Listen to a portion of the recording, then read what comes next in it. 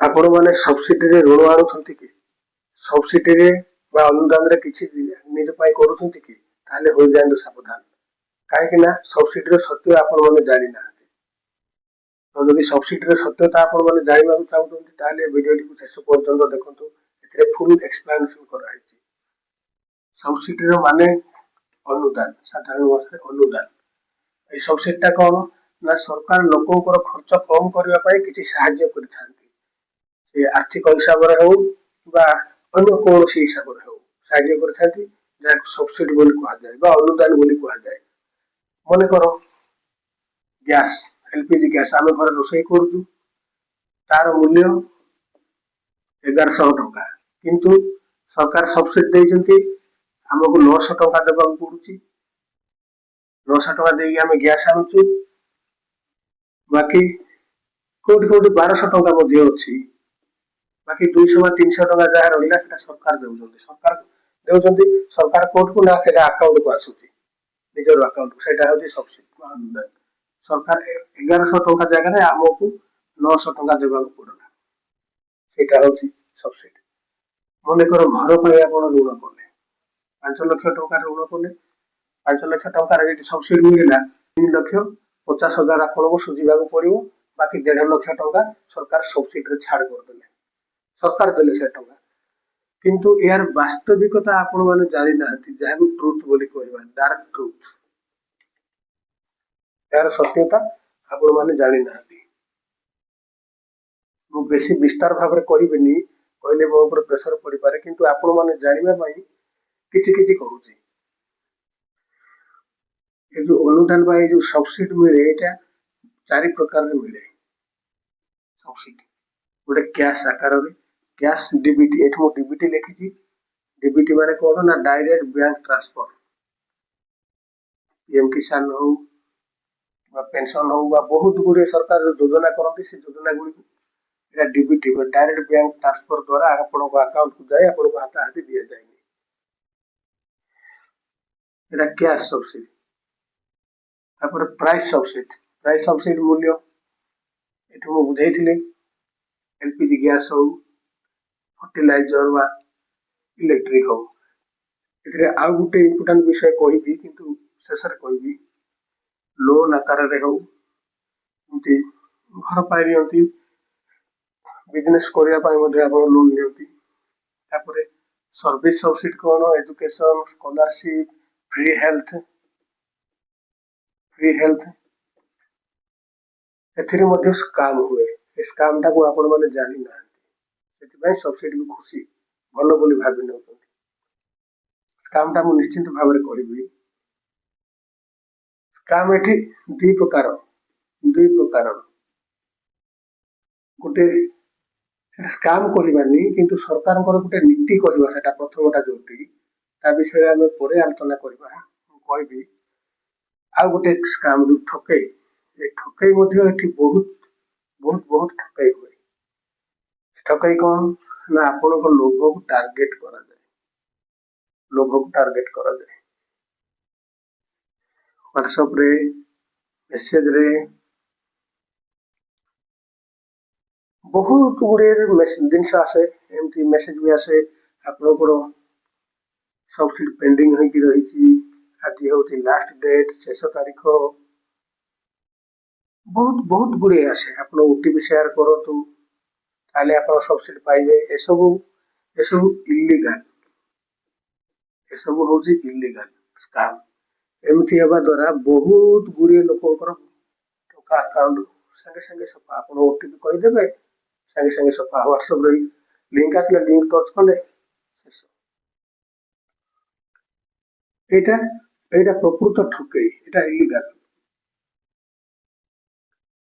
ଆଉ ଗୋଟେ ଯୋଉ ସ୍କାମ ହୁଏ ଲିଗାଲ ସ୍କାମ ହୁଏ, ଏଟାକୁ ଆମେ ସ୍କାମ ତ କହିପାରିବାନି, କିନ୍ତୁ ସେଇ ଟାଇପ ର ଏକା, ସେଇଭଳି ସ୍କାମ ଏକା।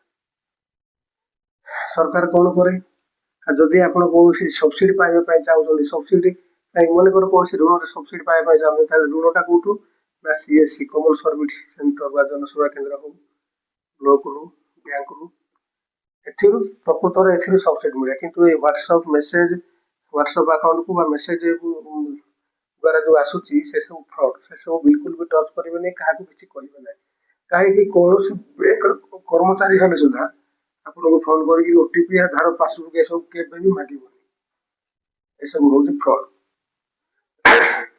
आप गवर्नमेंट वेबसाइट को जाकि अप्लाई करें कमन सर्विस सेंटर अप्लाई करें ब्लॉक रे बैंक रे गवर्नमेंट सरकार कौन करे ना डॉक्यूमेंट नहीं डॉक्यूमेंट नेला पर वेरिफिकेशन करे वेटिंग लिस्ट रे रखे जदि डॉक्यूमेंट ठीक अछि ताले अप्रूवल आपण पाई जिवे नले रिजेक्ट कर दे तो मु जो कहिथिली ए जो सरकार कर जो ए जो काम तो करबानी सरकार कर गुटे नीति गुटे पॉलिटिक्स कहबा ता विषय रे एबे आलोचना करबा ए जो प्राइस सब्सिडी या को नहीं कि लीगल स्कैम मध्य होउची पॉलिटिक्स मध्य होउची जहाँ आपण माने जानुचंती किंतु बुझी पारु नांती कोन इलेक्शन समय रे एलपीजी गैस टा आज मन कर 1200 अछि इलेक्शन समय रे घोषणा कर देबे ना 500 टंका रे एलपीजी आपण मान को दिया जीवो खुशी भोट बाड़े देले खेल शेष इलेक्ट्रिक 200 300 यूनिट पर्यंत आपण मान को फ्री दिया जीवो खुशी आपण माने भोट दे देले एटा होउची पॉलिटिक्स पॉलिटिक्स एटा होउची पॉलिटिक्स सब्सिडी पॉलिटिक्स बोली कहा जाए एटा होउची सब्सिडी पॉलिटिक्स एबे कहिबा आ गुटे कथा आपण माने बुझंतु मने करो कौन सी बिजनेस करिबा पई 10 लाख टंका आपण माने ऋण करले जहाँ सत्य ताहा ही मु कहूची 10 लाख टंका आपण माने ऋण कले मने करो एठू 7 लाख टंका आपण सुझिबे 3 लाख सब्सिडी रहिला 3 लाख टंका सरकार देबो आपण मान तो खुशी हे गले मते 3 लाख टंका सुझिबा को पड़िबोनी खुशी हे गले ना किंतु वास्तविक सत्यता होची यार उल्टा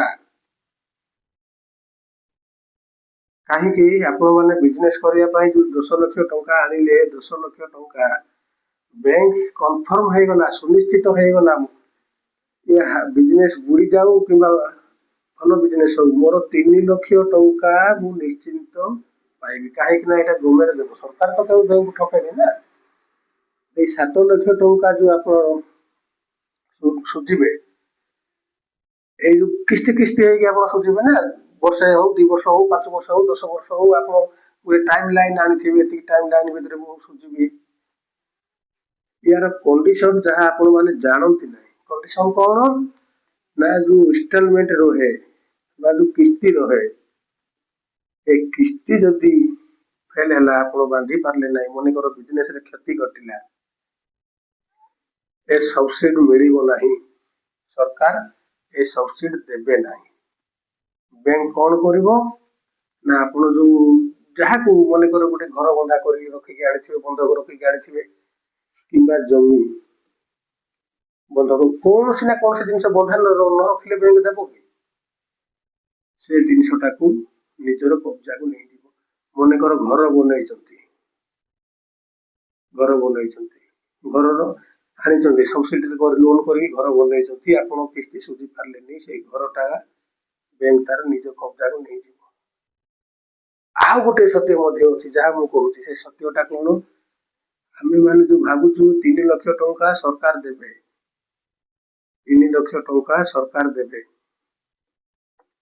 आम बहुत खुशी हो जाऊँ ना 3 लाख टंका सरकार देवे मत सुझा पड़ोनी तो भाई मैंने यार सत्यता हूँ सरकार निज पॉकेट रु देनी साधारण जनता जो टैक्स दियंती टैक्स कर जहाँ कहवा से टैक्स रु पे कर आंभ मानकर पैसा आमको ही दिया अन्य उपाय अन्य मेथड रे दिया आम मैंने बुझी पारुनु किंतु कहूँ कौन ना आमको सब्सिडी मिलूँ सब्सिडी अनुदान सरकार अनुदान देता हूँ मूर्ख धारणा सचेतन हुओ जागृत हुओ ଆଉ ଗୋଟେ କଥା ମୁଁ ଏଠି ସ୍ପଷ୍ଟ କରିଦେବି,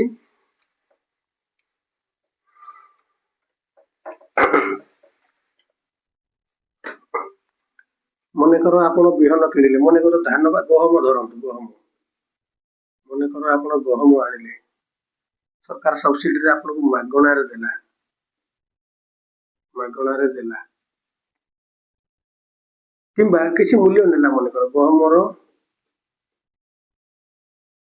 ଗହମର ମୂଲ୍ୟ ଯଦି 40 ଟଙ୍କା କେଜି, ସରକାର ଯଦି ଆପଣଙ୍କୁ ଦେଲା 5 ଟଙ୍କା କେଜିରେ ଦେଲା, କେତେ ଟଙ୍କା କ୍ଷତି ହେଲା ଭାଇ?